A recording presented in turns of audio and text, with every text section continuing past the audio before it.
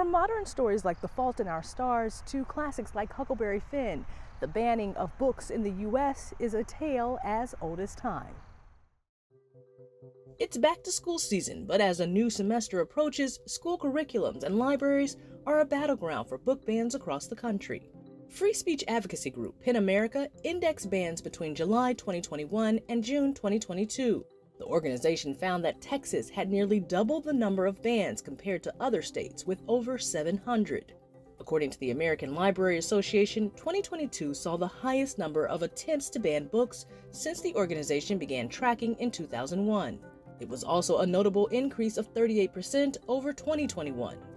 LGBTQ-focused content is in the crosshairs. 7 of the top 13 challenge books included LGBTQ themes. Stop pretending this is about protecting children from books.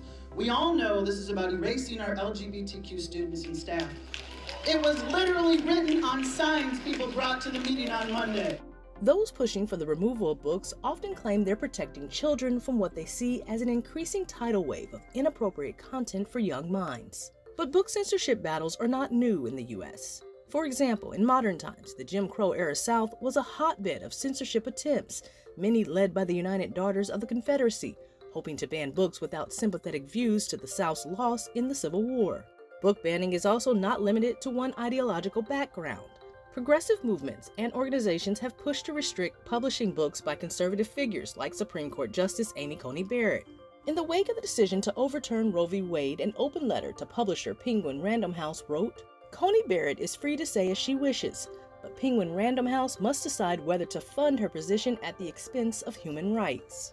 Books like The Adventures of Huckleberry Finn and To Kill a Mockingbird have faced a number of ban attempts since their original publication because of language or potentially racist depictions.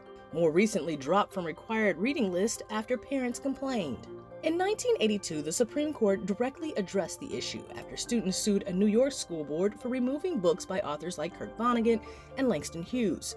The board had allegedly decided the books were anti-American, anti-Christian, anti-Semitic, and just plain filthy. The court ruled the Constitution does not permit an official suppression of ideas, and school boards may not remove books from school libraries simply because they dislike the ideas contained in those books. Today, about 41% of bans listed in the PEN American Index are from directives by state officials and elected lawmakers. That's an unusual shift, according to the organization's data. Books removed are historically initiated by local community members. Well-funded conservative groups like Moms for Liberty, Parents Defending Education, and No Left Turn on Education endorsed more than 500 school board candidates across the country in 2022. According to reporting from the Milwaukee Journal, the founder for No Left Turn in Education has also provided free legal representation for parents who choose to challenge school districts. In opposition, a number of progressive groups have also formed, like Freedom Fighters and Freedom to Read Project, which urges members to attend school board meetings.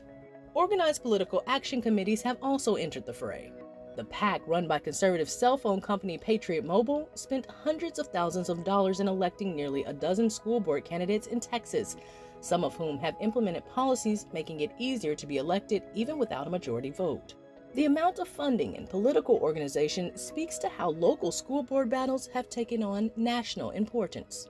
As Patriot Mobile's chief operating officer told the New York Times, if they lose Tarrant County, they lose Texas. And if they lose Texas, they lose the country. Amber Strong, Scripps News.